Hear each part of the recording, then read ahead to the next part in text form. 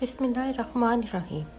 حضور صلی اللہ علیہ وآلہ وسلم کی کوئی بہن نہیں تھی، لیکن جب آپ سیدہ حلیمہ سعدیہ رضی اللہ عنہ کے پاس گئے تو وہاں حضور کی ایک رضائی بہن کا ذکر بھی آتا ہے جو آپ کو لوریاں دیتی تھی۔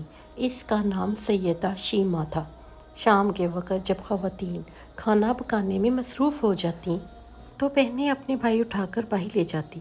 ہر بہن کا یہ خیال ہوتا کہ میرا بھائی زمانے میں سب سے زیادہ خوبصورت ہے۔ بنو سعد کے محلے میں بچیاں اپنے بھائی اٹھاتی اور کہتی میرے بھائی جیسا کوئی بھائی نہیں، دوسری کہتی میرے بھائی جیسا کوئی نہیں۔ اتنے میں سیدہ شیمہ اپنا بھائی سیدہ محمد صلی اللہ علیہ وآلہ وسلم اٹھا کر لے آتی اور دور سے کہتی میرا بھائی بھی آ گیا ہے، تو سب کے سر جھک جاتے اور سب کہتی نہیں نہیں، تیرے بھائی کا مقابلہ کوئی نہیں کر سکتا، ہم تو آپس کی بات کر رہے ہیں۔ ابن ہشام سیرت کی سب سے پہلی کتاب ہے۔ اس میں یہ واقعہ لکھا ہے کہ سیدہ شیمہ حضور صلی اللہ علیہ وآلہ وسلم کو اپنی گود میں لے کر سمیٹتی اور پھر جھومتی اور پھر وہ لوری دیتی اور لوری کے الفاظ بھی لکھتی ہیں جن کا ترجمہ ہے اے ہمارے رب، میرے بھائی محمد کو سلامت رکھنا۔ آج یہ پالنے میں بچوں کا سردار ہے، کل وہ جوانوں میں بھی سردار ہوگا، اور پھر جھوم جاتی۔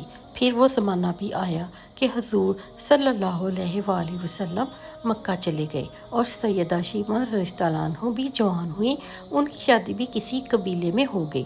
حضور صلی اللہ علیہ وآلہ وسلم نے اعلان نبوت کیا، 13 سال کا وقت بھی گزر گیا اور آپ صلی اللہ علیہ وآلہ وسلم مدینہ تشریف لے گئے۔ جب غزوات کا سلسلہ شروع ہوا تو جس قبیلے میں سیدہ شیمہ رضی اللہ عنہ کی شادی ہوئی تھی، اس قبیلے کے ساتھ مسلمانوں کا ٹکراؤ ہو گیا۔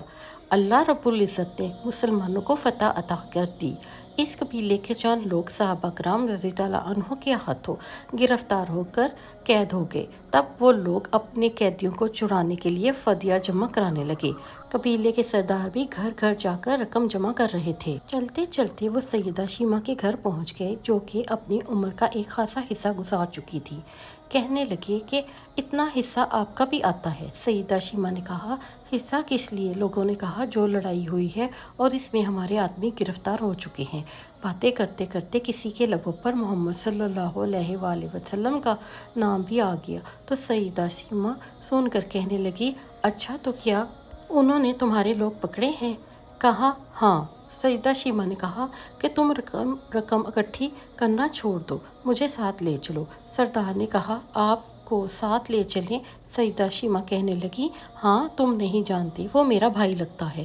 قبیلے کے سردار کے ساتھ جب سیدہ شیمہ رضی اللہ عنہ حضور صلی اللہ علیہ وآلہ وسلم کے نوری خیموں کی طرف جا رہی تھیں اور صحابہ کرام ننگی تلواروں سے پہرا دے رہے تھے، وہ مدنی دور تھا۔ سیدہ شیمہ رضی اللہ عنہ قوم کے سرداروں کے ساتھ جب آگے بڑھنے لگی تو صحابہ رضی اللہ عنہ نے تلواریں سونتی اور پکارا او دیہاتی عورت، رک جا، دیکھتی نہیں آگے کوچہ رسول صلی اللہ علیہ وآلہ وسلم ہے، آگے بغیر اذن کے جبرائیل بھی نہیں جا سکتے، تم کون ہو؟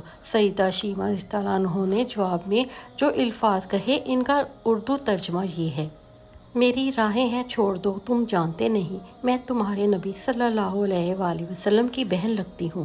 تلواریں جھک گئیں، آنکھوں پر پلکوں کی چلمنیں آ گئیں اور راستہ چھوڑ دیا گیا۔ سیدہ شیمہ رضی اللہ عنہ حضور صلی اللہ علیہ وآلہ وسلم کے خیمہ نوری میں داخل ہو گئیں تو حضور صلی اللہ علیہ وآلہ وسلم نے دیکھا اور پہچان گئے۔ فوراً اٹھ کھڑے ہوئے اور فرمایا بہن کیسے آنا ہوا؟ کہا آپ صلی اللہ علیہ وآلہ وسلم کے لوگوں نے ہمارے کچھ بندے پکڑ لیے ہیں، ان کو چھڑانے آئی ہوں۔ حضور صلی اللہ علیہ وآلہ وسلم نے فرمایا بہن تم نے زحمت گوارا کیوں کی؟ پیغام بھیج دیتی، میں چھوڑ دیتا، لیکن تم آ گئیں، اچھا ہوا ملاقات ہو گئی۔ پھر حضور صلی اللہ علیہ وآلہ وسلم نے قیدیوں کو چھوڑنے کا اعلان کیا۔ کچھ گھوڑے اور چند جوڑے سیدہ شیمہ رضی اللہ عنہ کو تحفے میں دیے، کیونکہ بھائیوں کے دروازوں پر جب بہنیں آتی ہیں تو بھائی خالی ہاتھوں بہنوں کو نہیں لوٹایا کرتے۔ حضور صلی اللہ علیہ وآلہ وسلم نے بھی بہت کچھ عطا کیا اور رخصت کرتے خیمے سے باہر تشریف لے آئے تو صحابہ رضی اللہ عنہ کی جماعت منتظر تھی۔ فرمایا اے صحابہ، آپ جانتے ہیں کہ جب بھی میں قیدی چھوڑتا ہوں تو میری یہ عادت ہے کہ میں آپ سے مشاورت کرتا ہوں، لیکن آج ایسا موقع آیا کہ میں نے آپ سے مشاورت نہیں کی، قیدی بھی چھوڑ دیے۔ صحابہ رضی اللہ عنہ نے عرض کیا، حضور صلی اللہ علیہ وآلہ وسلم مشاورت کیوں نہیں کی؟ ارشاد فرمایا، آج میری بہن میرے دروازے پہ آئی تھی